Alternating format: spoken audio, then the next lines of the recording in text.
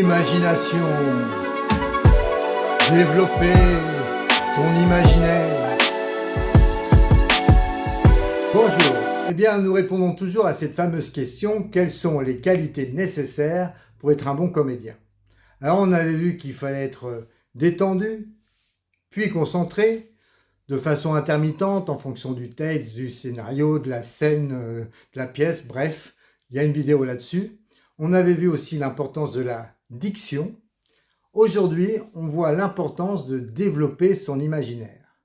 Tous les professeurs de théâtre vont vous demander de développer votre imaginaire. Alors tout ça, ça peut paraître un peu flou. Alors, moi j'ai une approche un petit peu, pas différente, mais en tout cas, ma proposition est plutôt de vous dire, développer son imaginaire, c'est ni plus ni moins que de penser à quelque chose.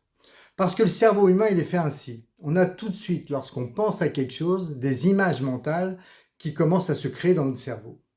Par exemple, si je vous dis, pensez à un hamburger,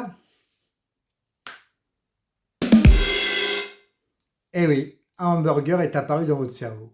Si je vous dis, pensez à un croissant, Amazing. le voilà aussi. Donc le fait de penser à quelque chose va générer des images.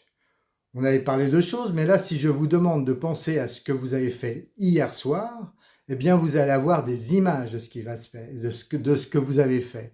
Vous allez avoir les lieux, les endroits, l'humeur que vous aviez, les conversations, enfin bref, vous aurez des images mentales de ce que vous avez fait hier soir. Si je vous demande aussi de penser à ce que vous ferez en vacances ou la semaine prochaine, eh bien, en fonction des cas, vous allez vous voir en train de faire du camping, en train d'être dans un hôtel, à la piscine, mais des images mentales vont se créer. Donc, en fait, de penser à ce qui va être le personnage et dans quelle situation il va être, va vous permettre de créer des images mentales qui seront conformes aux besoins de la pièce. D'ailleurs, Michel Bouquet nous disait « Le pouvoir de l'acteur, c'est son imagination. Il doit chercher à demeurer sous son emprise. » Le pouvoir de l'acteur, c'est son imagination et on doit chercher à rester sous son emprise. Alors comment chercher à être sous son emprise? Eh bien surtout, c'est de ne pas freiner ses pensées. Les pensées que vous allez avoir sur le personnage que vous interpréterez, sur le rôle, elles peuvent être des pensées de choses que vous avez vécues, des choses que vous avez simplement vues, et puis celles que vous pourriez aussi inventer.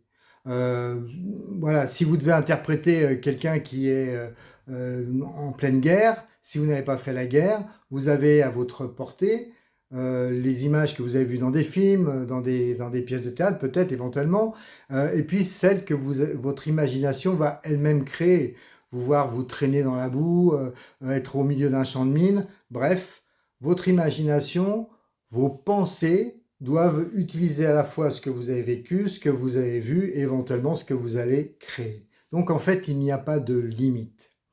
Et plus vous allez penser à des choses qui sont conformes aux besoins du personnage ou à la situation du personnage, et plus vous jouerez juste. Parce que si vous vous imaginez quelqu'un en colère,